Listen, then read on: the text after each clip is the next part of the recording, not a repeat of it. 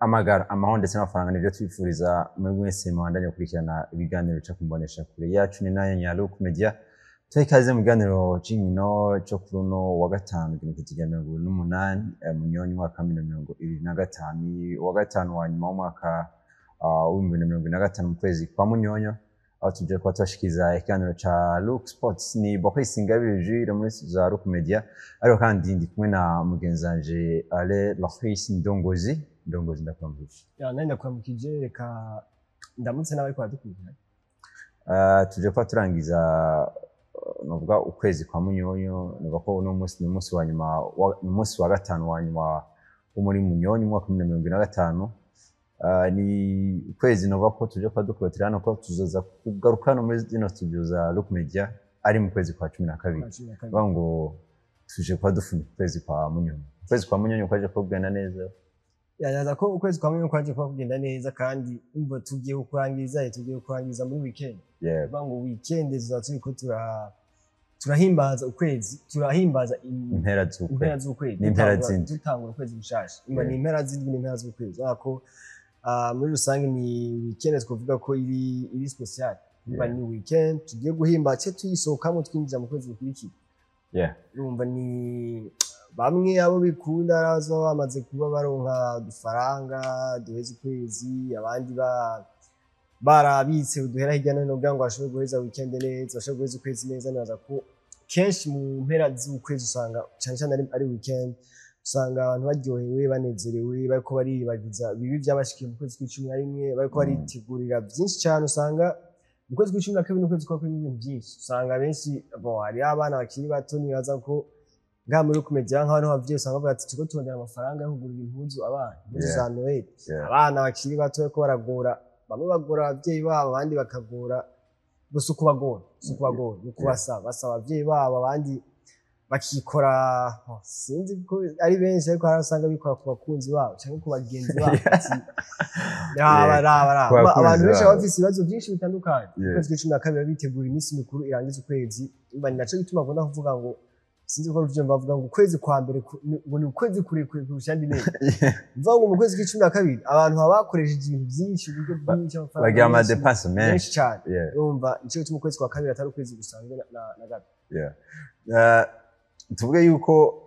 twite November to remember kuri wowe yego nibaza ko ni November to remember nibaza ko ni November yagenze neza haba kuri jewe haba ku buzima busanzwe cyangwa ku buzima bw'akazi naza ko byaje ko bigenda neza hose kandi twibutse n'abakunzi bacu ko mva ngo tuza guheza no weekend tuzoba tugarutse mu kwezi k'12 kandi tuzoba turangije n'umwaka nuvuga ngo ukwezi kuno kwezi ino weekend igiye kwa iri weekend ya rukuja musanze ubwo tugiye kwa turangiza ukwezi tugiye no kwa turangiza umwaka tuko turakora tuzogaruka ngaho ku munsi wa mbere twizere ko tutozana cake mugana nakuntu twabakoke uraza ko nk'abantu bakunda kwikana ibiganiro bya sport dufatire muri sport abantu bakunda kwikana ibiganiro bya sport mushaka kutwandikira avuga ati byaragenze ku neza cyangwa byaragenze nabi cyo kwamagana avuga ati muze duhurire hano tubiyage turi kumwe tukavuga ati dufashe gukata cake dufashe kuririmba nuko twizeye neza yuko rero mumerewe neza mu banyu no mu byanyu abatamerewe neza mukomeze kwihangana nta byamavyera ngo ariko kandi ngo uko bukeye siko bwira nuko namakuru y'inkino tuza kuba turabira hamwe yavugwa hano mu gice cy'u Burundi twerekeze ndetse no hanze mu Burundi tuza kuba turaba championnat ya Primus League ni championnat nkuru y'igihugu mu mupira w'amaguru mu Burundi ariko kandi turaza no kuba duca muri volleyball turabe naho uko vyifashe turaza kuba tuva hano mu gice cy'u Burundi twerekeze hanze y'igihugu na cyane muri English Premier League haraza kuba ari urukino rukomeye cyane hagati mu Arsenal ndetse no mu Chelsea Football Club Stamford Bridge aho ubona yuko Chelsea iri muri mudu nziza gutsinda umugwa FC Barcelona ibisindo bigira kuri 3-0 muri UEFA Champions League nayo umugwa Arsenal nawo mudu nziza haba muri Premier League ndetse no muri UEFA Champions League bariko ratsinda navuga umugwa Bayern Munich ibitsindo bigira kuri 3-1 navuga yuko rero ni bihe byiza turaza kuba turyoherwa namwe Champions League ntiza kwiba turaca yuko ku munsi w'ejo ngo mwaje kwa mubikurikirana mugenzi wanje Loris Ndongozi yarafise umutumire bari paraganira ibijanye na UEFA Champions League gusa turashobora kwibutsa nyine abantu nimba ari ibintu byagenze nabi turaza kwica ko gato nyene mugabo sino ku munsi w'ejo bari baje kwa babigarukako nuko rero imbere yo kudutangwa n'iganiro cacu tubanze tumira amate cyo tuzana indendo mu kanya. BCAB Internet Banking ni ubuhinga bugezweho ibanki BCAB yabashiriyeho. Umuntu ashobora kubukoresha akoresheje itelefone yiwe, rimwe bita smartphone canke imashini atiriwe aragenda kwishami rya BCAB. BCAB ntiyibagiye abarundi baba mu mahanga mu kubahuza n'igihugu cabo c'amavukiro biciye mu kugura ekoni bita diaspora account. Iyo konti uyikurikirana biciye ku buhinga BCAB Internet Banking. Tubibutse ko ubuhinga BCAB Internet Banking butashizweho kubera abarundi bari mu mahanga gusa, ariko bwashizweho kubw'umunywanyi wese w'ibanki BCAB. Ibanki BCAB si banki ikorana n'abarimyi gusa nk'uko benshi bavyibaza, ariko ni banki ikorana n'ibisata vyose. Shika mu iterambere na BCAB.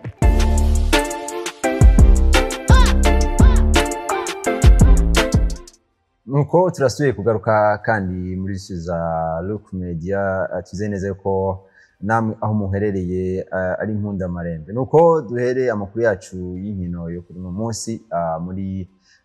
Primus League, ni championa y'igihugu novuga kwande rw'abagabo, aho baza kuba ariko barakina indwi igira iya 14. No kuvuga kavamo ino ndwi turaza kuba dusigaje urukino rumwe rwonyene kugira ngo tuze kuba dufunika na phase ale ya Primus League. Urukino ruza kuba rutangurira ni urukino mbere wanashima twavuga ko rutoroshe hagati y'umugwa Bumamuru Football Club uri mu bihe byiza ndetse n'umugwa Messager Ngozi uri mu bihe bibi. Ndakina ko twongera ko cyane naza ko cyane gose ahubwo apana cyane gose yara ko ni Bumamuru ni urukino kuza ko kuno musi wa gatanu. Yego ni na Bumamuru zo biri kirakinira mu Cibitoke na Cibitoke kapo kaya twavuga ngo irakiriye mu ntara Cibitoke ugasanga iri kwirakira undi mu gusanze wakira mu Cibitoke. Ubwo no ko wakira umugwi uva mu ntara ya Ngozi umuntu ashaka kuvuga ko n'umugwi uvuye hanze uje ukina mu ntara Cibitoke. Hari distance wanashima nini hari distance tari ninaza ko Bumamuru uno munsi tumaze iminsi tuvuga ko ni imwe mu bakira batatu babiri bo mu Gwege nawe bari kumwe n'umugwi wa Flambo Disanze. Ubwo naza ko rero ni Bumamuru uno munsi twokwitega match itoroshe cyane kuko muri Primus League naza ko biragoye kuvuga ngo niteze match yoroshe cyane. Muri Primus League turavye amascore y'ama match, turavye ingene imigwi mito ishobora gutsinda imigwi minini apana minini cyane ibegeranye hafi na hafi. Sico kimwe n'iyo match ya Bumamuru na Messager Ngozi, ariko turashobora kwiyumvira ati mbega ko Messager Ngozi imaze igihe itari kurigenza neza ntiyoza ikivyukiranya igashika yijukiranye ku mugwa wa Bumamuru cyane cyane ko tuzi ko agashitsi kakira kavunduka umuri karashobora kuzima ariko ntikazimangane gose ugasanga uno munsi karaje gasiye ko umuriro muke karagura ahantu hari ubwatsi bwine karashoboye kariyubira kandi naza ko uno munsi umuntu ashaka kuvyibaza mbega ko kwibura kuri Bumamuru tubona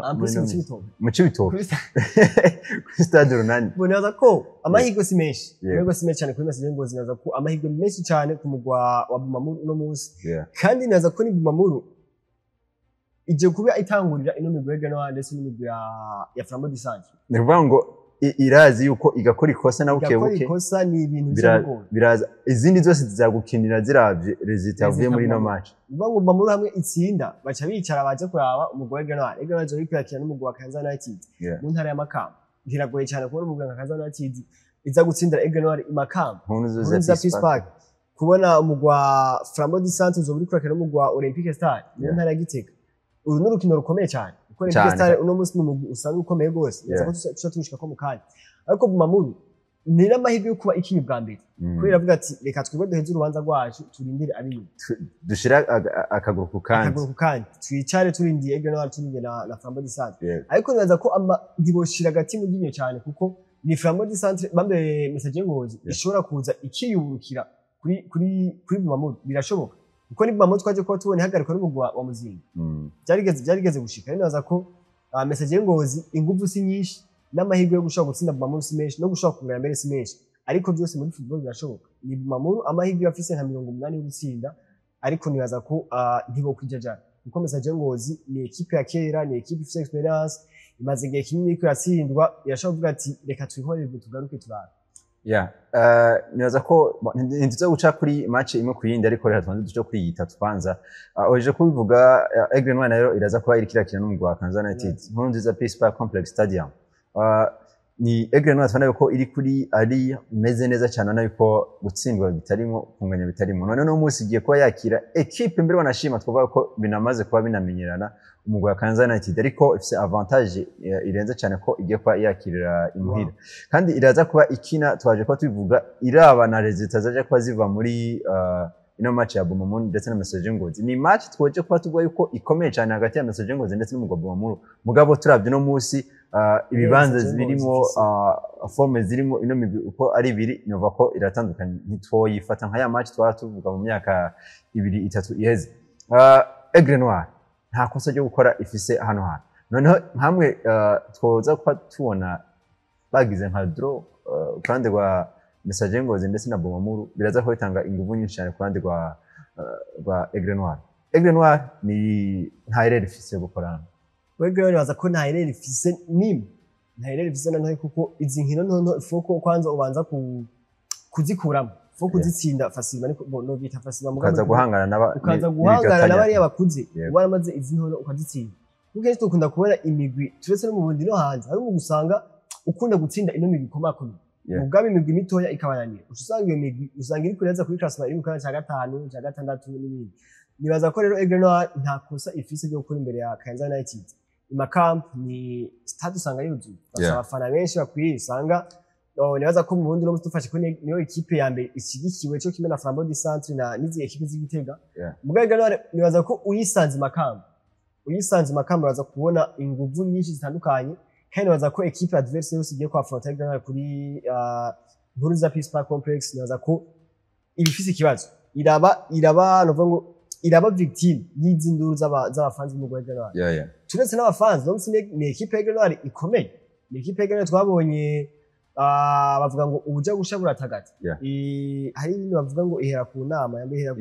ija kurishira ku nama bivuga ngo twaje ko tubona imbere ya saison Aigle Noir bajaga precision muri Afrique du Sud umva deja hajyanye cubona ati iyi equipe igiye muri Afrique du Sud hari indi migwi hano iwacu mu Burundi usanga match amicale no ngo organize match amicale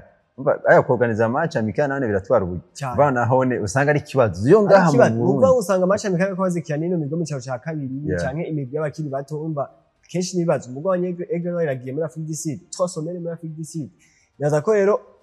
Aigle Noir twavye ngene yateguye urana ko no munsi afise rongere d'avance ku bakonkira babo yaba na Flambeau du Centre yaba na Bomamun naza ko imbere ya Kansas United nta kosa ryo gukora uno munsi tugeze muri partie ya saison ari kwashana na victoire kuko unyereye gatoyi abinyuma yawe ko baraza no turi kundwigira kuri 14 Aigle Noir baje kunukira rwabugira 12 basikaje inkino zishika kuri zitatu gusa faza ari bacha yize mugabaranganya na ntuzina na Bomamun ndetse na Flambeau du Centre zose ziranga ko ari zitatu bivuga ngo Aigle Noir Bomamun na Flambeau du Centre inkino barazinganya bose ubona ko bose avantage zirangana bivuga ngo Aigle Noir kindi kanyerera uno munsi kuri Kansas United déjà Aigle Noir ifise 30 points hama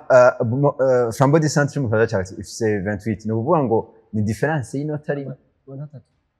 Kitama ya match kwa match imwe sorry ya match imwe no kuvuga ngo info ikozere hama Flambeau du Centre kabandanya kuri itaza kuba ije kuba idipashe rero nicyo tubonaza ko uno munsi tugeze muri partie ya saison ntabyo kunyerana mukiwe bamwe unyereye gatoye baragufata rero naza ko Aigle Noir nta irene ifise ikikira no mugwi Kansas United si equipe twavuga ngo ni equipe yaje ku rupapuro no munsi iri mu kaza ca 10 amanota ari kuri 18 no kuvuga ngo ni ica kabiri cyayo kitarakwiye cyayo Aigle Noir ifise kandi Kansas United yarakwije inkino zose ifise inkino turi stade nibaza ko rero Aigle Noir nta ruhusha na rumwe bafise rwo gutakaza inota na rimwe nibaza ko ni 3 points obligatoires kuri Aigle Noir 3 points obligatoires kuri Bomamun ndetse na Flambeau du Centre bon tubandanije mbere wanashima no kuri Flambeau du Centre ku kibuga Ingoma mu ntara yagitega muri Antunga iraza kuba iri kirakina n'umugwi wa Olympique Star no munsi tuvugana iri mu kibanza c'9 amanota agera kuri 19 igiye kuba yakirwa n'umugwi wa Flambeau du Centre bon turavye Olympique Star no munsi niveau iri ko kirasa nuko iri kiraduga buke mbere wanashima ishobora no kuza gutera ubwoba gato y'umugwi wa Flambeau du Centre nubwo uzo uri kurakira imuhira Naza ko urunigo Bojeno fata ko nigo rukino ruranga indwi ya 14 muri zino muri no ino migwi itatu Flambeau du Centre Momo ndetse na Aigle. Naza ko nigo rukino rukomeye cyane kuri mugigira kuri 14 muri Primus League. Nibyo Flambeau du Centre nayo nako twaje kuvuga kuri Aigle irafise avantage gukinira kuri Stade Ngoma mu ntara Gitega. Kuko na nyene equipe imaze kugira fan base nini cyane. Ni umaze kubona izi equipe z'Igitega ni equipe zibiri. Mugabo abafana nuvuga ngo ni equipe zibiri mu ntari nuvuga ngo abafana ziraza kubagabura ngo bamwe baraza gufana Flambeau du Centre abandi baraza gufana Musonga curaba iyo abari equipe imwe mu ntara Gitega byose bose bafana umugwi umwe tuba turiko tuvuga ibindi kandi abafana ba Flambeau du Centre nibo musashaka kubagiranya n'abafana ba Aigle en plus babagabura n'intuze cubona ko mu ntara Gitega abakunzi umupira ni benshi baraza ko ni avantage ane kuri Flambeau du Centre ariko si cyo kimwe na Aigle cyo kari mu gwa Kanza na Tite si kuri ni sumugu twavuga ngo rakomeye cyane mugabo umugabo Olympique Star turawumenyereye ushobora guhagarika ibintu bikomeye cyane muri Primus League nico gituma umugabo wa Flambeau du Centre ufise akazi gakomeye uriko kinira waba ariko ufise akazi gakomeye cyane imbere y'umugabo wa Olympique Star amahirwe je naza mbere ko ayo gutsinda kuri Flambeau du Centre ushobora kuba 60 kwijana abandi ko 40 ivyo kunganya tuvyihojeje gato biraza ko Flambeau du Centre kuri ndwi wa 14 akazi karakomeye cyane nuko akazi karakomeye cyane ku ruhande rwa Olympique Star ndetse no ku ruhande rwa Flambeau du Centre baza ko bariko barakina novuga mu ntara ya Gitega hagati ya Flambeau du Centre ndetse no mu Olympique Star ariko kandi kuri no ndwi igira ya 14 hari urukino rukomeye cyane bo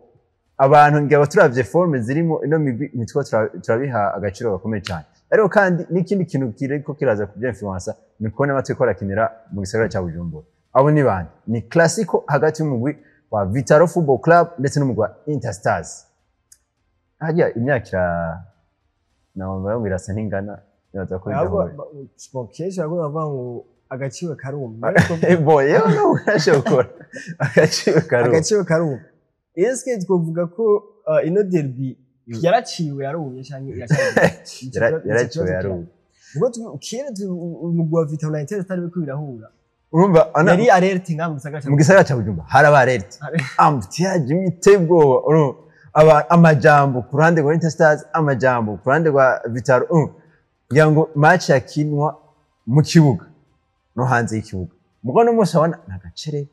nta muntu areka arumva derby nta muntu areka arumva classico mugabo bo twese twabyibagiye bona ko ni n'urukino ruzoza kubera hano kuri Stade Intwari yego bona ko ni Vitaro isanzwe yakirira mu Cibito kuri Uganda kuri Stade Urunani bona ko uno musi FFB rukagusoha itangazo ko umugwi wose wifuza gukinira kuri Stade Intwari ubanza kuriha imiliyoni zigera kuri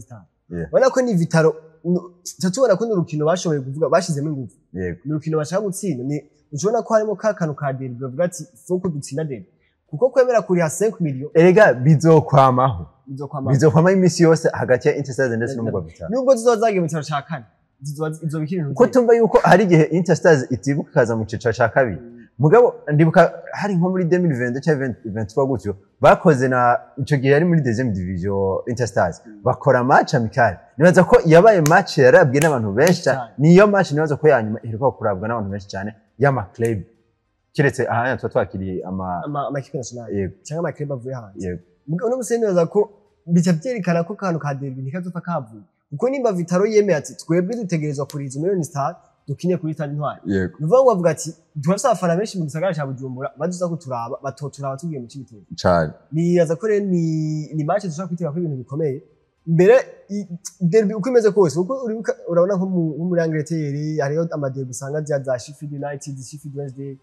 n'ama club ya kera mugabo usanga zimwe ziri mu cyiciro cya gatatu ziri mu cyiciro cya kabiri mugabo zihuye ubona ko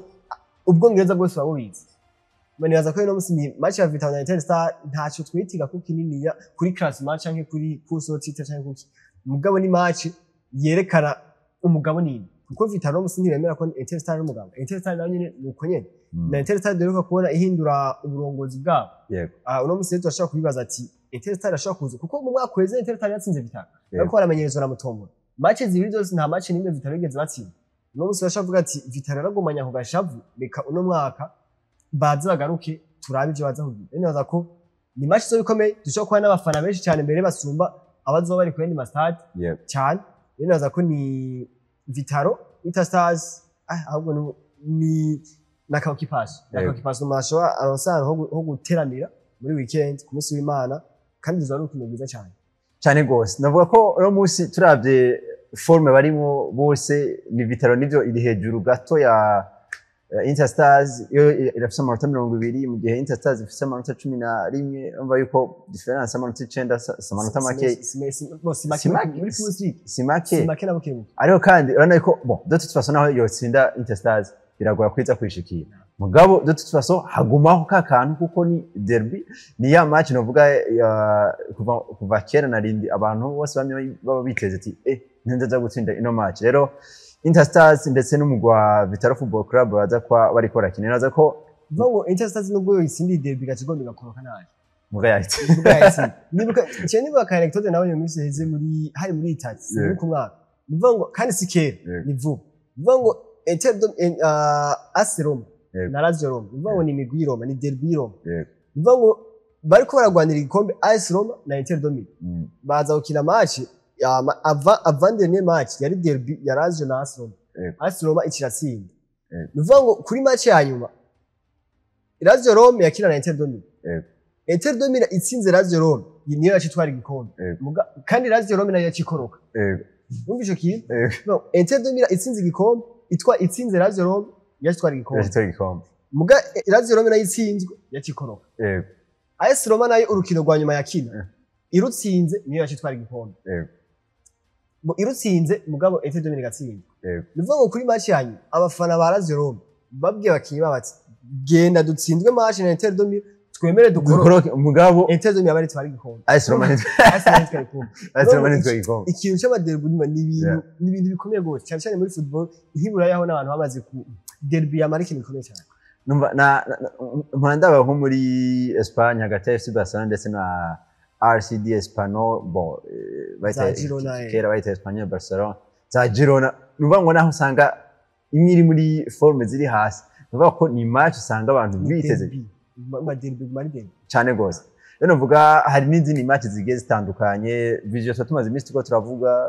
ko ibintu tifashe neza reza ko kirakina na Muzinga tubana yuko Muzinga iri kiratera intambwe tuvuge ko basi yagiye kuronka agahembwe Vision ikaza koraba kuri Muzinga niyaza ko agahembwe atara ko kurondera kuri Vision izo bikekera ngo disiti sorry Vision bikekera na Muzinga yaratsinze Vision Oro sinaza ko agahembwe karashoboka ariko turi abantu bagiye ukinya hanze bagiye ukinya mu ntara ya Ngozi niyaza ko yego barashaka kuko batsinzwe inkino zine zikurikirana muri Premier League 12 points batakaje zikurikirana rero sinaza ko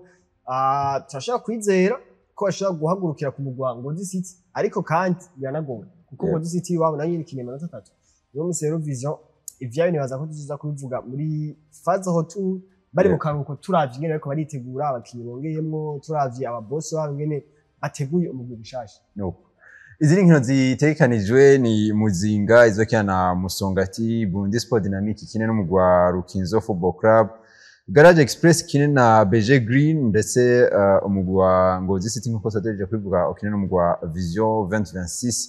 Interstars Vitaro Flambeau du Centre ndetse n'umugwa Olympique Star uno munsi tuvugana class muko ihagaze ni Aigle Noir nyine nk'ibisanzwe amanota 31 inkino 11 Bumamu ndetse na Flambeau du Centre zose ziranganye amanota 28 kuri 28 inkino 11 kuri 11 nuko ko niko byifashe novuga muri Premier League imbere ko tuva mu Burundi niraza yuko twabanza tukaca gato muri volleyball Rorish Ndongozi muri volleyball byifashe gute muri volleyball bazaba kwakirana ngo ni championnat national gitangura ku munsi wa gatandatu ndetse no ku munsi w'Imana bona ko ni inkino zitandukanye haruka kuba championnat d'ouverture ngo muri volleyball kuremeze harabaho championnat d'ouverture ya championnat national yego ngo kugurura championnat national yabaye mu ndwi zibiri ziheze haracindizibiri ngo ni komite cyaje kwa gitahukana n'umugwa wa Bisoro batsinze Rukinzo muri finale muri Seoul ubona ko rwari rukino rukomeye cyane muri Seoul bamaze kuja muri Seoul umva ko byari ibintu bitoroshe mu bakenye cyari cyatahukana umugwa wa Muzinga mu ndwi yakurikiye haci haba coupe du president muri coupe des zéros muri volleyball haza kuba haba inkino n'urukino n'igikombe cyaje kwa gitahukana n'umugwa wa Muzinga mu bagabo rwa Rukinzo utsinze Bisoro amaseti agera kuri 3-0 ubona ko ni urukinzo yaje kuba yihora umugwa wa Bisoro mu bakenyezi yaje kuba yituye gutahukana kandi n'umugwa wa Muzinga rero kuno munsi wa gatandatu ndetse no ku munsi w'Imana hazo hariho championnat national izo bitangura championnat national izo bitangura ku munsi wa gatandatu hariho urukino rumwe rw'abakenyezi n'urukino rumwe rw'abagabo mu bakenyezi n'umugwa Gender Right Club GFC izo biri kwakira n'umugwa NF Gitega in Action bivuga ni Agia no NF Gitega in Action ni umugombe usanzwe uva mu ntara Gitega nibaza ko bavuga ko urimwe abantu bize kuri NF cyangwa baciye kuri NF mugabo hari igihe abantu kwita abandi baje urabona ko niyo miguzo biri kwakira Agia ndetse na GFC n'umugwa usanzwe ukomeye cyane uno munsi naza ko havuye uno mugwa Muzinga uno ko haza GFC mu bagabo ni Rukinzo izoba yakiriye umugwa Amical nazo bakakina bari kuri tele ya Parquet abakobwa ni kuri tele ya Parquet n'abahungu ni kuri tele ya Parquet izindi nkino zo ku munsi w'Imana na ku munsi w'Imana hazo hariho urukino mu bakenyezi ni Muzinga izoba iri kwakira n'umugwa Estetika muri mu bakobwa mu bagabo naho ni umugwa Bisoro uzoba wakiriye umugwi wa Muzinga Bisoro inkino zose zizobera kuri Parquet ku munsi wa gatandatu inkino zibiri rimwe rw'abakenyezi n'umwe rw'abagabo ku munsi w'Imana Nakaryo keza kugira ngo tuze kwa turangiza weekend neza tuzo turaraba novuga inkino zige zitandukanye twababwiye ko na football izo yamaze kuba igaruka mu Burundi Bujumbura muri Antunga ariho kandi no ku ruhande rwa volleyball football mu Burundi ndetse na football yo hanze zose ziba zihadira ariho kandi na volleyball yano mu gihugu cy'u Burundi nuko mbere ko tujabuka hanze y'igihugu naho twanze tumira amateka tuce tuza tubabwira amakuru ari karavuga igihe cy'isaha 12:02 igera kuri 30 Stamford Bridge hagati ya Chelsea Football Club bakira Arsenal the Gunners abarasta bazoba bariko barakora akazi gakomeye cyane runo rukino rurimo ibiharuro byinshi cyane ko Chelsea ngango yamaze kubyura ako kantu kuko ibona yo kumenga yamaze kugaruka muri mood ushobora guchallenginga yama equipe mu kuvuga ngo zo kuba itwara ibikombe byo itari herutsemo muri no myaka iheze buryo yashizemo abakoci yazanye no musi rero yaza kurikira challenging novuga umwami w'andi ma equipe yose kwisi yose barinze baganza iburaya umwami ujanye performance ikora ko baboneka nacu tuvuga mu bikombe ibikombe birashobora kuboneka à la fin de la saison cyo tunda kwa ati no musi cyo turavuga ibikombe tuzobivuga mu mpera za saison no musi ko tuvuga form sawa kana ati bahapana tuvyemera reka tubifata ntitukwemera kwebe umuntu ntitukwemera umuntu yemera ishabona kigize mugabo ibiboneka nuvuga ngo Chelsea iraza kurikira challenging mu bintu biboneka ibiharo ntibibeshe mu bintu biboneka Chelsea iraza kurikira challenging umwami wandi ma equipe yose kwisi yose reka tubifata uko nacu tubifata uko kuri wewe no kunze yawe nukuri kugaragara reka tuya Chelsea naza kuno munsi ni icyo twavuga cyo ni ko ni Arsenal igiye kwashira match 3 zisa n'izikomeye cyane kuva kuri Tottenham Hotspur yego bya kubwanye mbere wanashimye navuga ko nkamwe yotsinda zino match 3 zose zikurikirana bo zibiri amaze kuba zikuramo kandi inazitwaramo neza kubwanje gatsinda zino match 3 Arsenal turaza kwa twemeza yuko bo bijya naho ndavuga byo ko ari umwami bo peut-être no bandi ko ndarenza mugabo no musi tuvuze yuko hamwe yo kwashana zino match 3 izitsinda nkuko imaze gutsinda zibiri iraza kurikiregereza ibyo naho ndavuga mu kanya bo tugiye mu kwicuna rimwe mugamba nta kamaro bifise tuvuga currently ibiboneka nibi ba muri iki gihe yego sawa mfate muri iki gihe neza ko ni Arsenal je kwashira match zigera kuri 3 zikomeye derby zibiri zo mu gisagara ca Londres Chelsea Tottenham ushaka ko Bayern Munich muri Champions League ariko ni neza ko ni match izo bikomeye cyane kuri Arsenal ariko kandi ni match izo bikomeye cyane ku mugwa Chelsea kwera ni migwi ya fone ariko ni Chelsea nyine iri kirashana na victoire gutsinda Barcelona ni kintu bava ki booster confiance ki booster motivation kuri equipe ukabatsinda basumbije bigaragara neza ko Chelsea Arsenal ni match nibaza ko no kwitega match tandukanye na Chelsea mambe Arsenal Tottenham yego deja twavuze ibya derby ya Tottenham na Arsenal itaraba imbere turavuga ko mu myaka iheze wana ko ni nuno mu Arsenal waje kuba ubangana Tottenham cyane ariko biri contraire kuri Chelsea na Arsenal kuri match ya Chelsea na Arsenal gusa nahone naho ni Arsenal yari mugabo dote twase turavye bon nivyo ntibingana ntibingana cyo kimwe na match ya Arsenal Tottenham yego mugabo nako ni Chelsea no munsi iri en forme kuko irana ko nubwo uraba chaque jour ku mujoro nako ni equipe ihagaze neza naza ko iri capable individuellement equipe ihagaze neza wala ko ni equipe iri capable yo kuza ku challenging ino equipe Arsenal c'est tout quoi Stamford Bridge déjà muba birumvikana equipe ya mbere ni ya kabiri muri shaka hari ikinyone cy'amanota kuri atandatu uvuga ngo nkamwe abafana ba City ba Liverpool ba Man bose baraza ko ariko baravuga ati reka dufane Chelsea kugira ngo Arsenal kugira tugabanye difference amanota 3 Umva ko nibaza ko ni match izoba itoroshe cyane kuri Arsenal ni match izoba itoroshe cyane kuri Chelsea ariko kandi twakwitega match nziza kuko haraheze igihe kinini tuko turabona Chelsea ari equipe ikina je defensive kenshi mubona kuva uno Enzo Maresca aje ona ko yabashizemo bon kandi birumvikana deja zo ari derby y'abantu abanyeshuri ba Genie Espanyol bana abanyeshuri bose bari babiri bana abanyeshuri yigishije zo ko barapika ibyo mwigisha bigisha niba azoba yicaye ariko araba ari proud no na match rero ari proud kuko Vincent Kompany n'umunyeshuri wiwe ariko na Mikel Arteta bari yicaye ariko araba ati reka ndabana banje ibyo bigira hari none musi nawe ari he ari mu magogo azoba ari proud ari mu magogo hari mu kambani ama 6 african bazomushira mu karuhuko inaza ko ni muri rusange twakutega match ikomeye cyane ku ruhande rwose nta equipe ngo Arsenal iri favori gatoya mugabo ukuntu bazoba batembereye urugero nini yabo kuba favori rugabanuka kubera bazoba batembereye Chelsea Stamford Bridge niraza ko si equipe yoroshe ni equipe iri historique muri Premier League ama derby Arsenal na Chelsea na derby ugiye kuraba historique yayo usanga yabayemo ibintu byinshi bitandukanye ni equipe uzosanga kenshi si equipe zikunda guhana utuntu rivalite twinshi usanga tuhari niraza ko ni match ishitse ari imigwi yose iri en forme cyo gituma twagutega match isa cyane turabe hejuru cyane dufatire ku bakoci turavye match hagati ya Tottenham Hotspur ndetse n'umugwa Arsenal tukaraba match ya Champions League Arsenal Bayern Munich anako witwa Mikel Arteta sinzi ko yibonye nivyo nka remplacement je kwakora kuri Bayern zari remplacement zikomeye cyane barabona yuko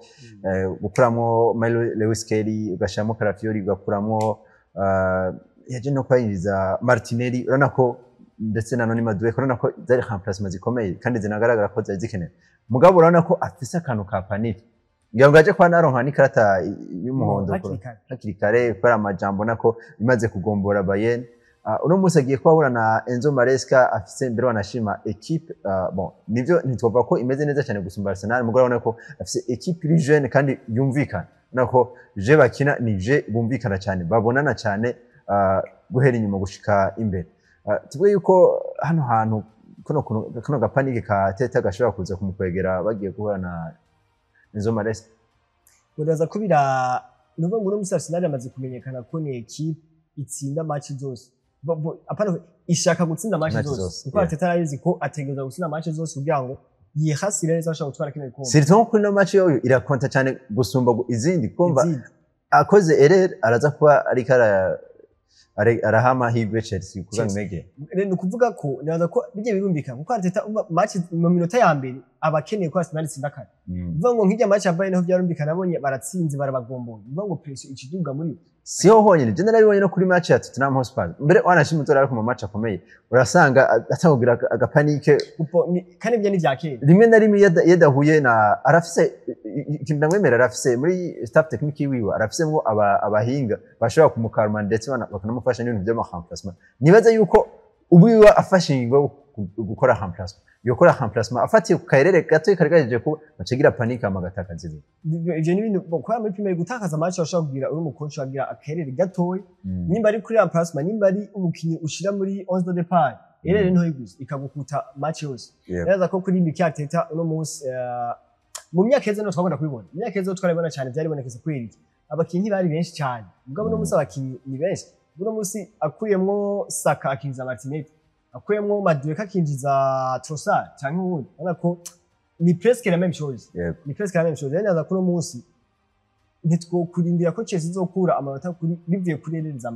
za Tete. Nizo ico ndamuzi ko Arteta no mukinyi nuvuga ngo afite pression nini ashavura iyo kipe y'utsinzi nuko tibuka igihe mu myaka yeze ko akira Man City yashwana na Kevin De Bruyne ari kuri touche ubona ko kenshi pression iramujana ugasanga aratanga umutwe w'ikintu nuko rero neza ko ngira ku munsi wa mbere tuza tuvuga yuko ari red ari blue